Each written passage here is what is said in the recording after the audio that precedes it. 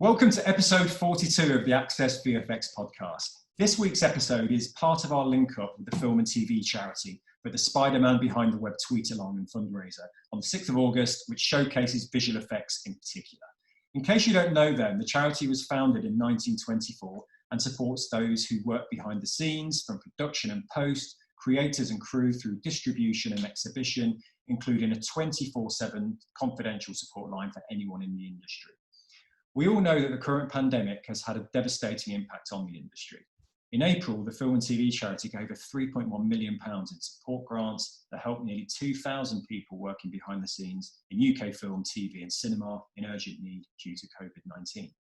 The crisis is far from over, and the charity is now fundraising to be able to support those worst hit and most at risk of leaving the industry, especially the industry's young and diverse talent. If you can, please text FILM to 70507 to donate just £5 to the film and TV charity. You will be charged £5 plus standard rate message, and the charity receives 100% of the donation. So that's what we're here to discuss. We're here with these lovely gentlemen here, admittedly not the most diverse group of people, but lovely people nonetheless. So let's hand over and let's do some introductions. So you all know who I am. So who are you guys? Let's go with who you are, what you do, and what you did on the movie. Well, hello. So I'm Alexis Weisbrot. I'm a VFX supervisor at Framestore, where I've been working for the past 11 years now. So it's been a long time. And on Spider-Man, I was VFX supping a sequence called the Illusion Battle. The sequence that happened in Berlin, basically, which involve a lot of illusion, of course. It's showing the power of Mysterio, who is actually a VFX artist, and it's showing his power. So we go with Spider-Man into a roller coaster of different illusions, playing with the fears of Spider-Man. A very, very creative, crazy sequence that we had to do, which was only like 150 shots in total, but it was an insane creative ride with the studio. So that's what we've done. Excellent. Thanks, Alexis. Cool. I'm Julian Foddy, although everybody calls me Jules, and I'm a VFX soup from Industrial Light and Magic. So on Spider-Man, ILM, the sequences we looked after, which I was VFX souping, were really the kind of bookends of the movie. The first main sequence, the charity event, and then the final sequence, which when we were working on it, we had no idea it actually straddled the credits, which is the swinging with MJ through New York. Two very, very different sequences. And there was actually another sequence that we worked on in the middle of the movie, which we took to completion. And then unfortunately, a couple of weeks before the sort of the final cut, it dropped out of the movie, but it did appear on the Blu-ray. And in the extended edition, which appeared at Memorial Weekend in the cinemas. So 3 sequences overall, and 3 very, very different kind of creative challenges. And that's something that, during the tweet-along that I'll talk a little bit about, talking about sort of, some of the processes we went through and the decision-making that we had to do. Brilliant. Thank you, Jules. Next up. Hello, my name is James Burr, and I am a lead and supervisor at the 3rd floor. I've been there for about 8 years, actually, ever since I left university. So it's actually been my only home. Apart from a very brief stint at Framestore as a runner, that's where it kind of started for me. And I've obviously slowly worked my way up to where I am now.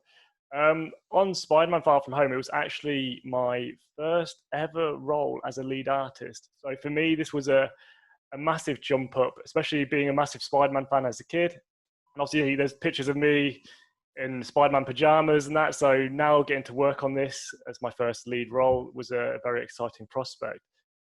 Obviously at the 3rd floor, we had a large team based at the studio, and we worked on the charity event, obviously in New York. We worked on the Molten Man fight, the Hydra Man fight, and of course the 3rd act, which was the London battle. So there was a lot to kind of get through. Usually when we work on a big show, you're used to kind of like maybe 1 or 2 large sequences to work through.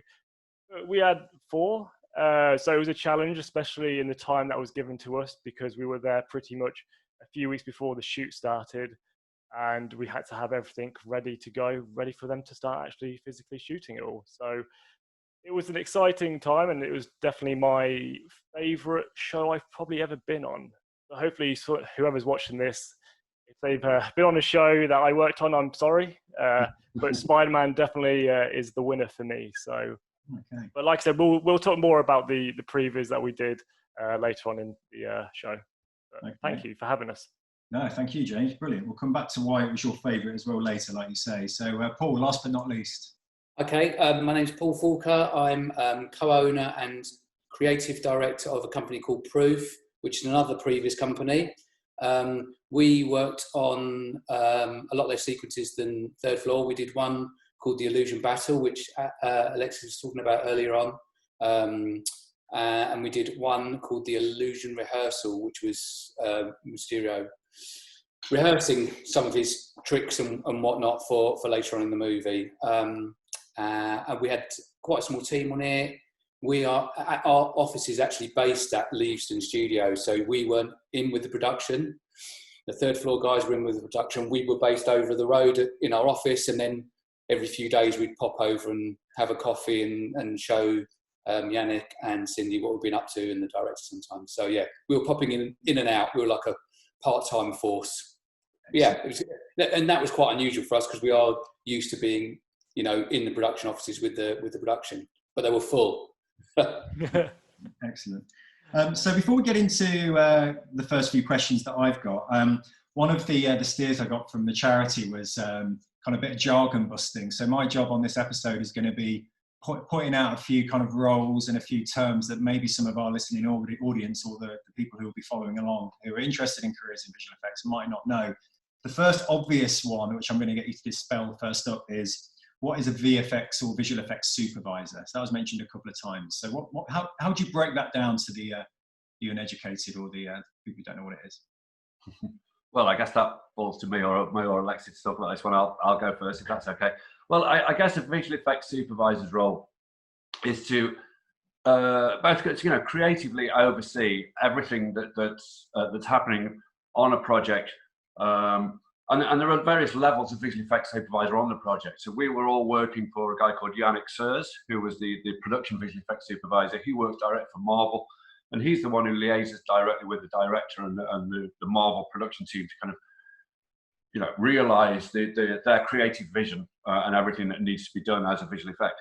And then every what we call a vendor, every company that works on the movie, so ILM for myself and Fred stuff for Alexi, normally has a visual effects supervisor who reports direct to Yannick and then manages the work that the team does.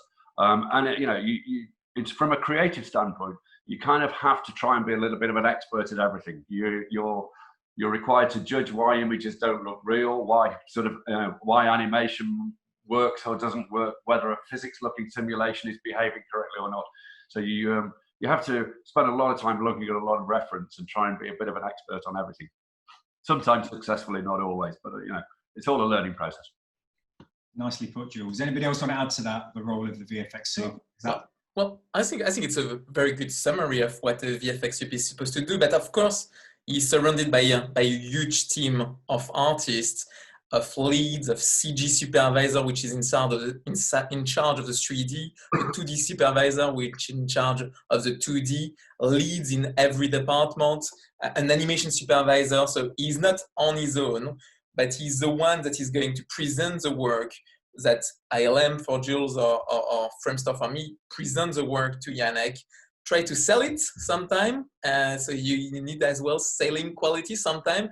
And as well the one that is going to say if it's good enough to show to Yannick, to show to Marvel. So trying to push the look always and trying to understand what Yannick, what John Watts, the director, really wants for the sequences, and trying to, and especially on a show like Spidey, which was very, very creative, I think trying to push it further, trying to involve different departments, art departments. So it's really pushing the look of the images and making the life of the CG supervisor very hard, because we want something really, really hard to do in a very, very little amount of time. So making the life of people hard, basically. Excellent. That's good. That's a skill set in itself, isn't it? Another term that you used in your introductions was lead. So for example, Jules, you talked about being a lead and supervisor. For example, James, you talk about being a lead artist. So what do we mean by a lead in our industry? I mean, so I think when we worked on Spider-Man, obviously we had a huge team and we have obviously massive sequences to get through. So usually, obviously, your supervisor, especially in previz, would obviously have a previz supervisor, and he would like the VFX supervisor oversee everything to do with the previz. Mm-hmm. And along with that, because there is so much going on and there's so much to kind of for the previous supervisor to take in, whether it's meetings with the editorial directors, being down on set, or obviously delegating other work. Sometimes they need other people that they can almost help lead the team to obviously get them over the line, really, and get sequences going and in the right place. It's almost like the way I would describe it's almost like a second in command in a way. Obviously, I'm not trying to make that sound better than it is, but it feels like that because, for example, on our show, when we were on Spider-Man, so obviously I was the lead artist for mainly the London battle. But we also had a fantastic lead artist called Andrew who did the Hydra Man and a bit of the Molten Man. So the way it would usually work with that is it worked really well because Javier, who was our supervisor, would focus on one particular area. I could focus on the London area, Andrew on the obviously the Venice stuff and the Prague stuff. And it just really helped to kind of keep that continuity with the same artist. You understand what's going on in the sequence. Can quickly adapt to any problems that obviously occur. So I would, to sum it up, obviously that was quite broad, but I think a lead artist is just essentially someone there to help the supervisor and help manage their team of artists. Okay. I think leading is a different word in the world of VFX for Jules and myself than in the world of previz like Third Floor and Proof. Leads for us because we have multiple departments. Previz artists are more generalists. They do animation and modeling and texture, and they try to make a shot looks amazing. I think for us in VFX, we are very, very department based. So a VFX sup is a generalist in charge of the overall look of the image, the final look. But under that, there is a CG sup in CG, for example, and then there is a lead per department. So you are going to have a lead modeling, a lead animation, a lead texture, a lead lighting, a lead. So you have multiple departments, and he's in charge of his team. So for example, in FX, there is going to be a team of maybe 10 FX TD, but there will be one lead that's in charge of just the FX. For us at Framestore or at ALM. So slightly different because for us it's a bit more department. For James, it's a bit more of a generalist role. Yeah, there's a slight difference with ILM as well, really. The way the term, what I would normally term a lead, as opposed to somebody who's in a supervisory role. That you might have a compositing supervisor on the show, but you might also have compositing leads. And the difference there would be that the leads are. They're artists and they're members of the team, and they're actively working on shots and have the knowledge about how those sequences are being achieved. Where sometimes on a very busy show with lots and lots of shots, the supervisors of there's too many shots and not enough hours in the day. So you're spending nearly all of your time in dailies and meetings and just giving sort of creative and technical feedback. And what you actually need is, as part of the supervisory hierarchy, is people who can take responsibility for a certain amount of shots, but are actively doing the work as well. And that's really what, the definition of a lead within ILM. Thanks, Jules. So I'm going to pick one more out of that because ironically, through all of your answers, there are even more roles that came out of that. And I'm like, man, we'd have an whole episode on what a texture artist does. But James at the Third Floor, you mentioned previz. And that gets handed around quite a lot, and I'm sure there's a lot of people who don't know what that means. You know what? It's funny as well when I try and tell my family what I do. It's a hard one to kind of explain. What is previz? I mean, the short term, like I said, it's the process of visualizing a project from the very start. We are able to help choreograph and plan sequences for films and obviously VFX across all forms of media, whether it's TV, film, even video games, and even stuff like theme park rides, and obviously like VR. But obviously with previz, obviously, because we used to call ourselves a pre-visualization studio, but we changed it to visualization because it's a broader term for what we do. Because obviously we do previz, we do tech viz, which basically when we do the previz, we can run like a technical analysis of a shot or a sequence. So it helps them physically be able to shoot the sequence or the shot. So we can give them the camera lens data, the camera distances, how big a green screen they need, basically a blueprint for the production of whether it's going to be on a real set or it's going to be on location. And then on top of that, we also have obviously post-viz, which, so after production, we combine the previz elements with the live action plates to preview the film before implementing the final VFX. So usually when we do that stage, which we did on Spiderman, but obviously that was with our team in LA, they would spend a long time, 6 to 9 months doing the post-viz. And that would then go to directors, obviously an editorial. They use it for test screenings to see if everything's working. And a lot of the time now that post obviously goes to the VFX, obviously the finals, and that kind of determines how they want the look of the film to be. So like I said, I'm sorry, and that's quite a long-winded answer. Time for everybody. but yeah, it is hard because I don't want to just say like previz, because there's so much more to previz. And that's why, like I said, we call it visualization. But previz is really a key component. It's like before there were only storyboards. Now you have previz, which is an animated version of the storyboard, where on set everyone looks at the previz like the Bible, because sometimes the show has that much previsualization that everyone look at it, from the costume designer to know what kind of shots they have, so from the production designer what kind of set they need to build. So the previz is like the Bible on set, where everyone looks. Before it was storyboard, most of the time now on these big VFX movies, the previz, everyone looks at it and they try, sometimes the second unit supervisor just look at the previz, which was directed by the first unit director, and trying to match exactly that. And I think for us in VFX, it's the same. We use that as a Bible. And actually there is a very famous joke, which we get a lot, which is match the previz. Yeah, I was waiting for that. Yeah. Exactly, because a lot of time we try to be creative and we try to bring new ideas, but there were already a lot of discussion involving the previz studio and the director. And so when we jump in and we start changing the animation and changing the camera, say, to match the previz first, match the previz. I think that there's a rude version of that, match the previz. But anyway. I should have worn my T-shirt which says match the previz. but it's true though, because it's such like with like what you were saying about matching the previz. I think one of my favorite parts about it is it's such a creative role. Obviously, we are basically like you said, creating 3D versions of storyboards, and it is essentially the blueprint for the film in all its entirety. But yeah, no, it's a great thing to be involved with, and like I said, I don't think I will ever change my job role. I love it that much. So you're in it for life now. I am in it for life now. Yeah, I was 21 when I joined it, and I'm nearly 30. So yeah, it's gonna be hard to leave. No, it's downhill now after your. It's all downhill on Spiderman Far From Home.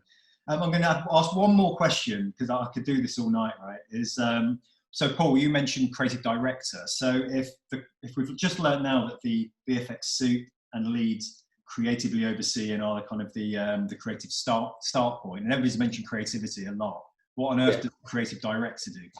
Well, I suppose I'm also a previous supervisor, so I do what we've just been talking about. Yeah. But the company as a whole, and probably all the other companies we're talking about here, they have multiple projects with multiple supervisors across them. And then I suppose what I do at my company is ensure that there's consistency across all the projects that we're working on in terms of output. So that might be in, I don't know, utilising a new bit of software, or saying we should try this out, trying some new looks out, making sure there's consistency as much as possible, because previz has to think on its feet. You have to be changeable, but trying to steer the company in and the supervisors in a direction which is going to be good for everyone. So I think that's what creative director role is at our company anyway. Nice one, thank you, Paul. So we're gathered. We're gathered here today. I'm very church-like. But we're here to talk about the tweet-along, the Far From Home tweet-along. Obviously, thank you for volunteering your time. So I wanted to ask kind of you the question, kind of why are you involved? Why do you want to do it? Because, tweet-alongs are a lot of work. There's a lot of, real-time social media action, right? So, why did you want to get involved with this event? Who wants to take that? Well, I'll go first. To be honest, we both myself and ILM London, which is where we did all the work on Spider-Man Far From Home. As soon as the offer came in, really, we were asked if we were interested. It sounded like a great opportunity, and so we jumped at it. I mean, I am fairly active on Twitter anyway, so it's just a good excuse to put out lots and lots of tweets, blatant sort of self-promotion and whatnot. But no, I think what it is, it's just a really good cause, and I think hopefully, if people find it interesting, it's good to offer a bit of insight into some of the work that goes on behind the scenes, and particularly for some of our work. What I intend to talk about is perhaps give a bit of an insight into some departments that sometimes don't get a lot of amount of credit or press. So, for example, the charity event sequence where we did a fully CGI spider suit that Peter wears throughout spends half the sequence with the helmet off. That required a really, really extensive process called match animation or body tracking, which I'll talk a little bit more in detail on the night to film some things in. But it's a very, very painstaking process. It requires, every single joint, every single sort of fingertip, every joint position to all be perfectly lined up, frame by frame. And so, but the departments that carry out that kind of work often don't really get a bit of the chance to have their work focused in a spotlight. So that's part of the motivation for me, is to really give a little bit of a tip of the hat to some of the departments, those such as layout and roto paint, who did some amazing work for us on Spider-Man. It's a great shout. So the unsung heroes in London, right? Any joining you on the tweet along? Have you got any members of your team? Yeah, there's a couple of people. So there's a guy called Kyle Figgins, who was one of our lead animators. And he's a lifelong Spider-Man fan, and it basically was a dream come true for him. So I'm sure he's going to have some real passion is going to come out when he starts talking about some of the shots that we really picked up the ball from previz and ran with on the New York, swinging through New York, where we kind of matched the previz, but then added in all those little additional flourishes. And a lot of that was Kyle's work. So he'll be talking a lot about that. And also Sarah Deschott, who was our roto paint lead on the show. And they're the guys who do all the painstaking rig removals and things like that. So she's actually joined Twitter especially to talk about it, but she's a real fantastic ambassador for the company. So I'm looking forward to what she's got to say as well. So you've got an avid veteran tweeter like you, Jules, and then a novice. I'm sure we'll find a feed tweeting along for however long the film. How long is it? A couple of hours, right? 2 hours 20? Yeah. 2 hours 15? Something like that, yeah. The thing is, though, I think I might look like the type of person that is very savvy on Twitter, and I'm not at all. I will be honest. I had a Twitter account for 8 years and probably did about 2 tweets on it. But I am going to try and take this seriously in terms of I do want to start trying to get into Twitter, and for me this will be the first ever kind of Twitter watch along of a movie. But I think as soon as we got the call through that, obviously, especially for the cause, obviously, as we know, 2020 has been a rough ride for a lot of people, a lot of families. And I think when you get the opportunity to talk about the job you love on a film that you loved working on, and it goes to a good cause, I think there's no way you can say no to something like that. I think it's really important. But also as well, obviously, working at the Third Floor, it's a fantastic company that I don't ever see myself going anywhere else. It's like a second home to me, and I really want to put a spotlight on previz and visualization, because I find when you're in the industry, people know what it is, but for someone who when I was at university, I know it wasn't as big back then, but even still, people don't really know what it is, and it's kind of a bit of a taboo, whether it's is it real animation, etc., like that. But I think for me, coming out of university, it very much always hammered home the whole specialize in a particular area, whether it's animation, whether it's compositing. And I found that quite hard to begin with, because I came out of university as a generalist. I wasn't really anything. I just enjoyed doing a bit of everything. And obviously I fell into the Third Floor, and it was like a dream come true. I got to do everything I wanted to do creatively. And they've obviously given me that. So I think to be able to use this watch along to obviously showcase some of our previz from the film, which obviously, of course, there's some incredible moments across the multiple sequences we worked on. I think, yeah, I just think there's no way we could have said no, and I'm glad that we could be a part of it. Thank you. No worries, and I think it's a great. I mean, you can get Access VFX involved. I mean, that's really we stand for creating opportunity for people, and the charity piece aside, which is an obvious draw, and we're big supporters of the charity. It just felt like a really original idea to have a film play out like Spider. And we've had this Far From Home on. We've played the breakdown a lot of Access VFX events because it's a great breakdown that got pulled together by Framestore actually, which was covered everything from environments through to concept art, the whole shebang. So it feels only right to have this kind of live experience where you find out about roles in industry while you watch a film. I mean, it takes the kind of old school DVD kind of commentary to the next level, really. But I love that it's in real time for sure. But yeah, I'm excited to hear about a lot of the anecdotes that will come out of it. We'll get to that in a bit. So Paul, why did you jump at the chance of getting involved? I mean, the same reasons the other guys really. It's like, it seems like such a good thing to be supporting. It's fun to talk about our work, and it feels like that, people have really been hit hard in the last few months, particularly people in the VFX world. A hell of a lot of people out there are freelancers. A hell of a lot of people I know are not working, and I think everyone's trying their very hardest to do anything they can at the moment for charities that they feel are close to their heart. So yeah, of course, absolutely, we're going to do it 100% when we were asked. No brainer. Thank you. And I'm not much good on Twitter either, so. I was going to ask what people expect from your Twitter prowess. Yeah, exactly.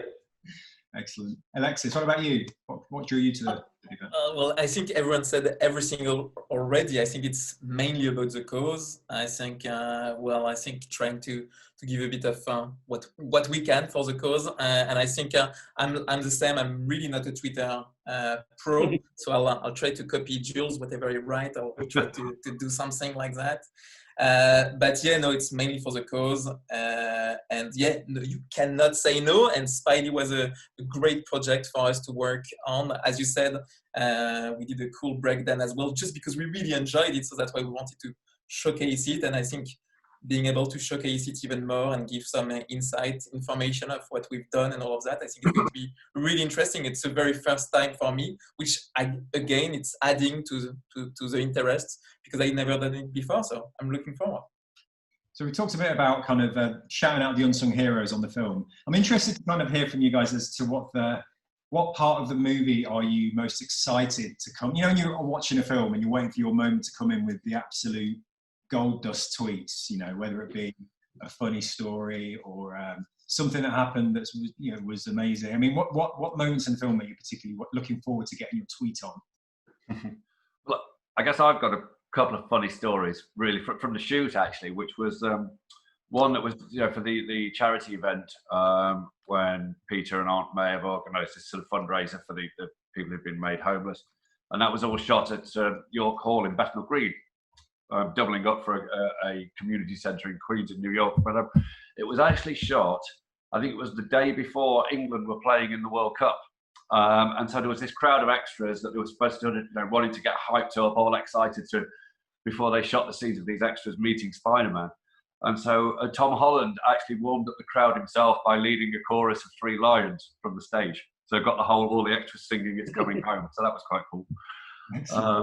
And then I guess another one is how I achieved a little bit of sort of internet fame or notoriety, or rather the back of my head did, which was that when we were shooting in New York, outside Madison Square Garden, we purely coincidentally positioned the VFX car right next to the little tent that Tom Holland was using to get changed in.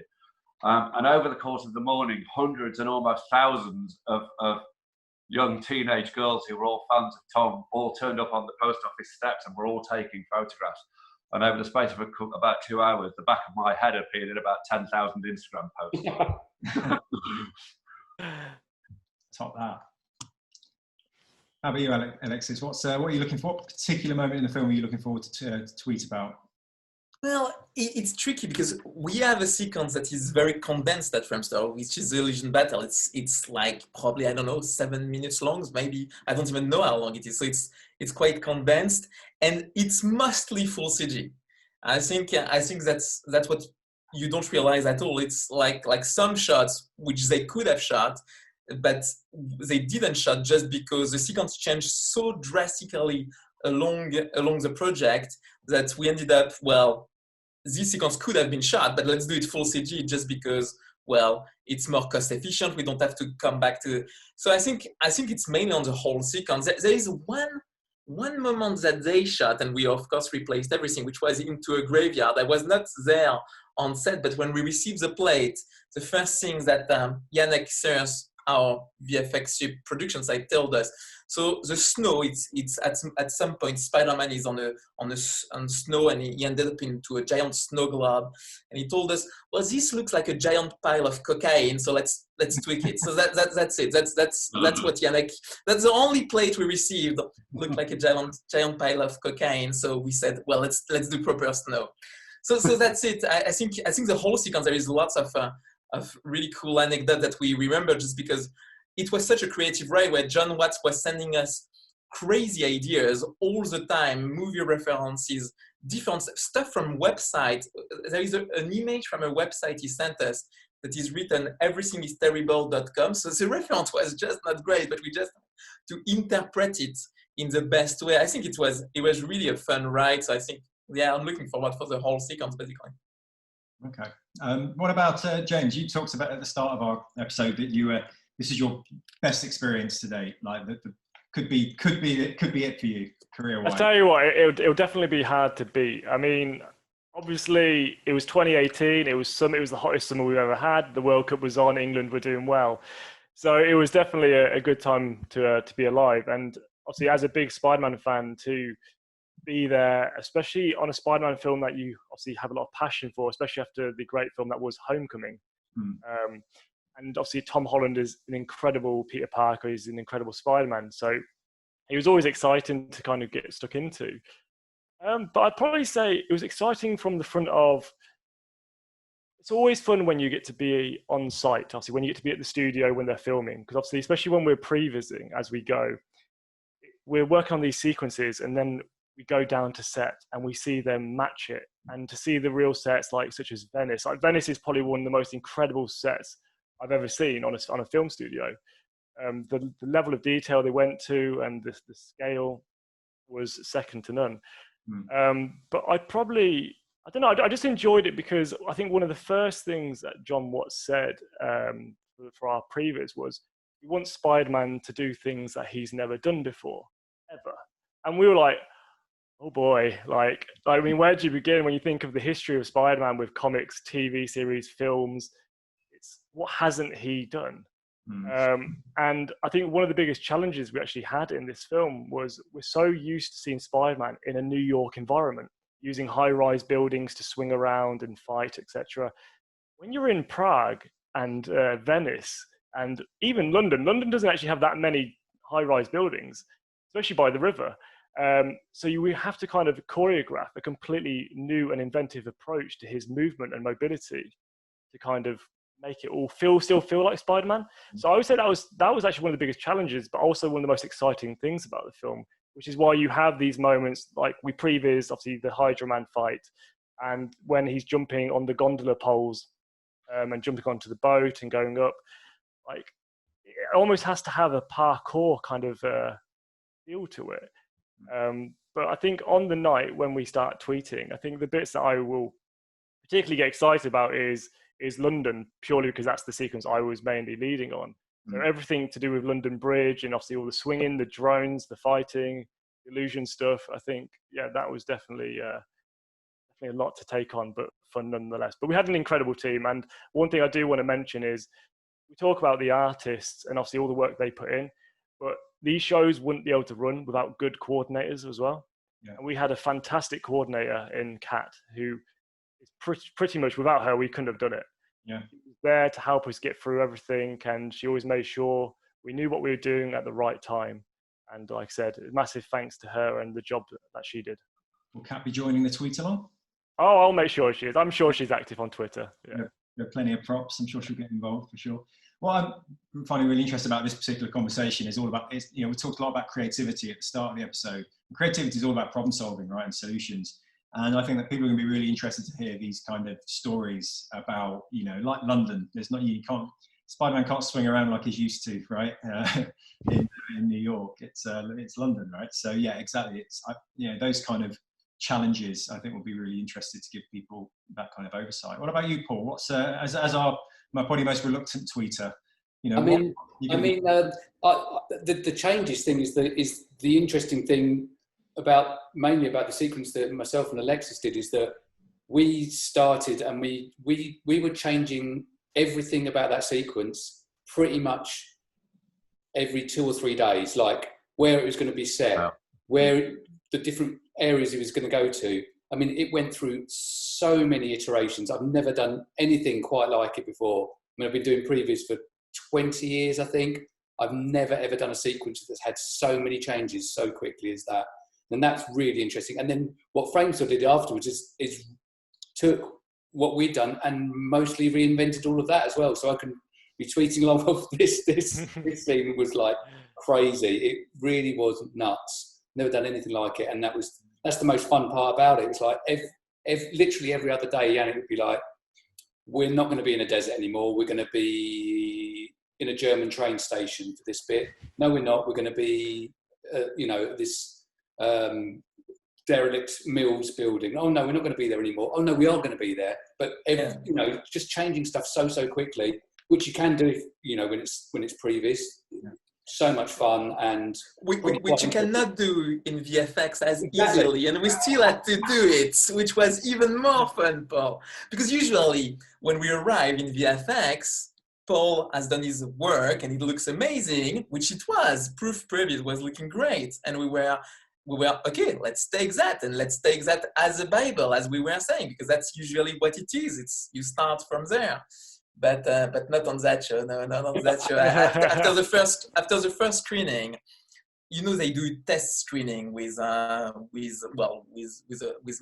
with sometimes test audience. They love the sequence so much, the illusion battle, that they say, well, let's plus it, let's make it more, let's change it, let's make it evolve, and so that's why the sequence kept changing up until, I don't know, a month and a half before delivery, which was insane, just because it's a lot of work to do in such a short amount of time. But exactly like Paul was saying, we redid a lot. Some bits were fully done. Like there were a sequence where we had a giant spider into a giant spider web attacking Spider-Man, which was fully done at a certain level and then got dropped. Which, to be fair, it's even worse for Jules. Which apparently there is, but at least it's on the Blu-ray. It's not even on the Blu-ray for us. On that note, actually, that's probably one of the worst things I've ever had to do as a VFX suit, was go around, and I made sure I did this personally, because I just felt so bad that all our web shots in the restaurant fight sequence, which got cut from the movie, were all developed and done by one guy, and that was his job for like 3 months to build that whole setup.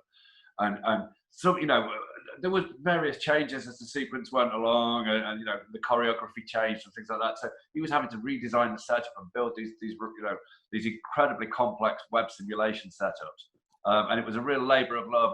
He almost pulled a few all-nighters to deliver shots for trailer and things like that. So when Yannick called me to say, look, I've got some really bad news, the sequence is out of the movie, I just felt that I had to go and personally sort of put my hand on this guy's shoulder and tell him. So the fact that it did ultimately get shown in cinemas and on the Blu-ray, so it is available for him to use with his show reel, etc., was probably the saving grace of the whole thing.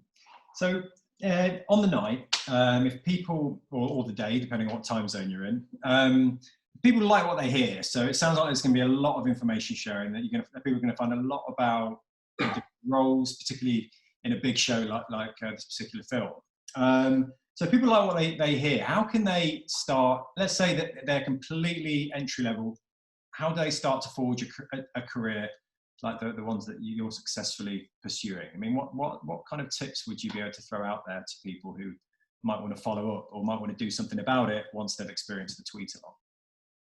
I would say, going off my own experience of obviously getting into the industry, because I graduated in 2012, but I actually found it extremely hard in school, because I feel like teachers don't know enough about this industry, how to tailor for it and how to get into it. like when I would tell people at school, oh, I want to go into film, they'd almost laugh at you because it's almost like a dream kind of job. Mm.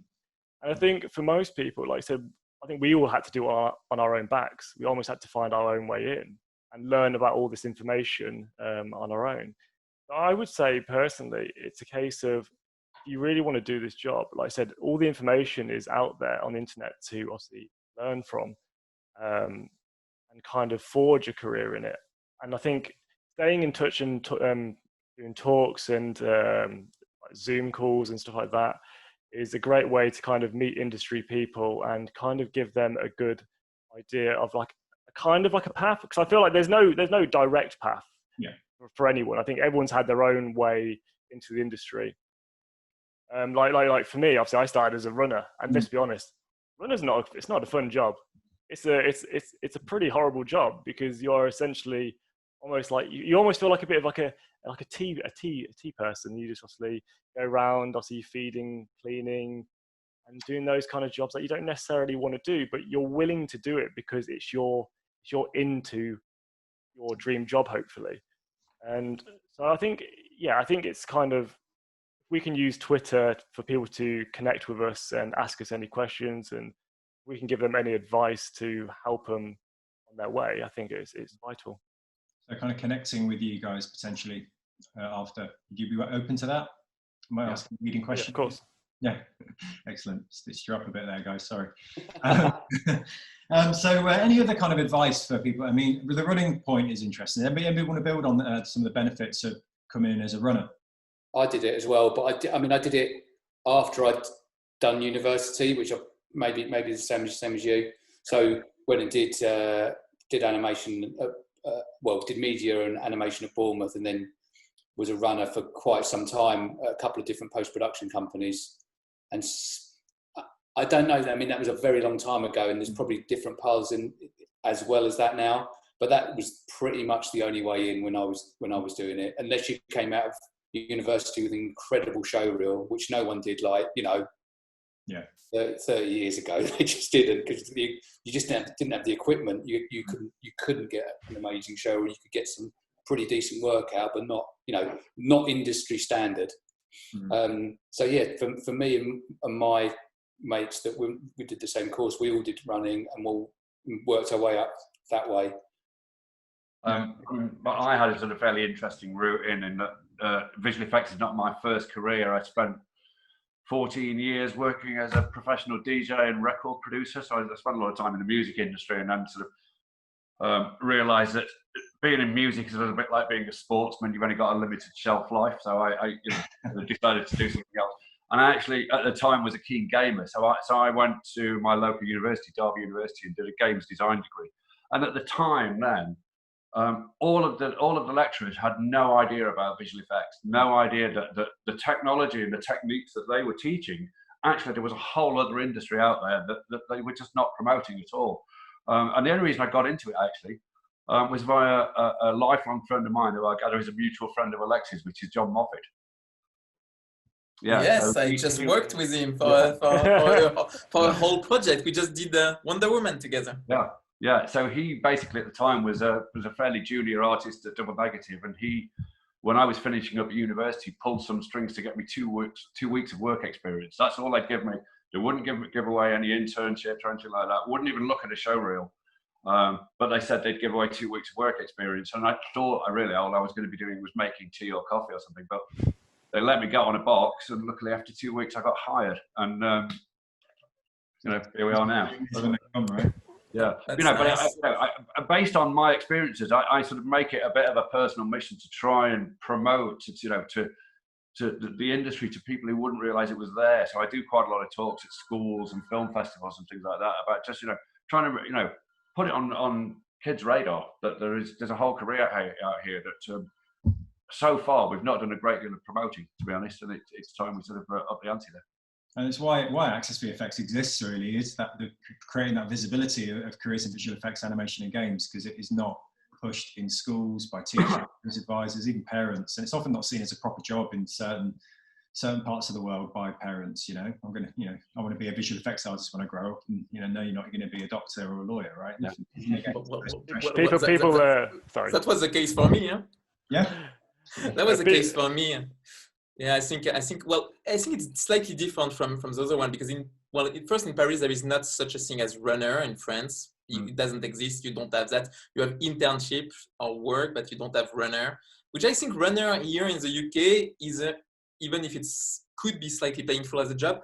I worked now with a lot of runners from, so it's still there are a lot of them, and some of them are amazing artists, and you get to know them as they are runner. And I remember on a project I did with Jill, actually, Geostorm, I was looking for a modeler, and we didn't have any more modeler, and we needed additional modelers, and I just sent an email to all the runners saying, with a modeler out of the running department, and they all sent their showreel, and we took one on board that is still working at Framestore and is now a lot more senior than he was. So I think it's still a way. But for me in France was a lot trickier because the industry is quite small in France, and you don't have that to enter. So I was sending millions of emails to all the company in France and received a total answer of, I think I received one answer saying, it's the wrong company, because I was copy pasting my email and changing just the name of the company, and I got it wrong on one email. So that's the one answer I got was it's the wrong company.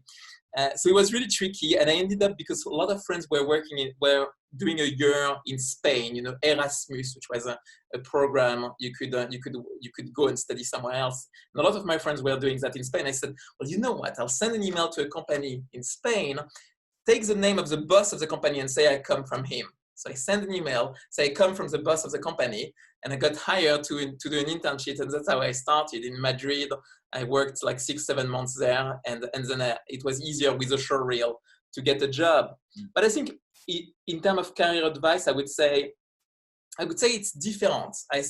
Sometimes I would say you need to be specialist, and you need to go and know a domain really well. If you know animation really well, if you know modeling really, really well, it's going to be easier, because the one that recruits are going to say, well, you can put yourself in a case, okay, he's a modeler, and do we have a job for a junior modeler? And then you get more easier job. But at the same time, I would also advise to be curious on a more generalist front. Even if you focus on one domain, still look at everything. Be curious, real life, especially in the world of VFX, which we are all discussing. It's not like an animated movie.